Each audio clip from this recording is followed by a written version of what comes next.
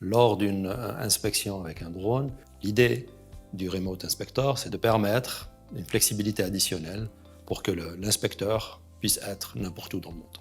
Zamir Bouabdallah, cofondateur et CEO de l'entreprise Flybotics, spécialisée dans les drones d'inspection en milieu confiné.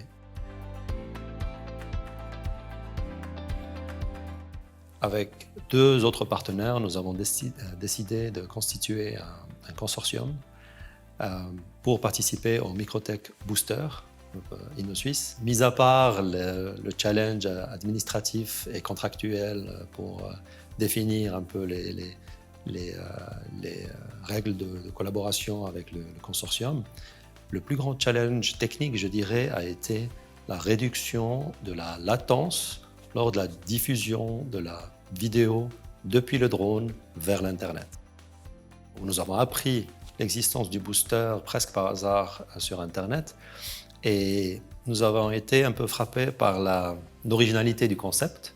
Donc ça nous a même d'ailleurs pris un peu de temps pour comprendre un peu les tenants et aboutissants, et après les explications de Madame Tosetti, tout était clair. Nous avons compris qu'il s'agissait d'une plateforme nouvelle avec beaucoup de collaboration et de participation du projet, enfin des membres du projet en interne, et puis aussi de l'extérieur pour ceux qui seraient intéressés. Ce qui nous a marqué, c'était aussi la simplicité du process, du processus entier, hein, en termes de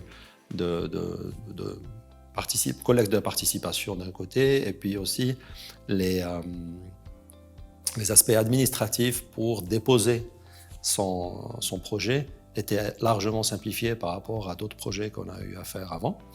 Et la plateforme en elle-même est très facile à utiliser. L'idée, c'est de valoriser le résultat de ce travail dans la solution actuelle de Flybotics en l'augmentant avec la solution qui a été trouvée lors de ce projet-là.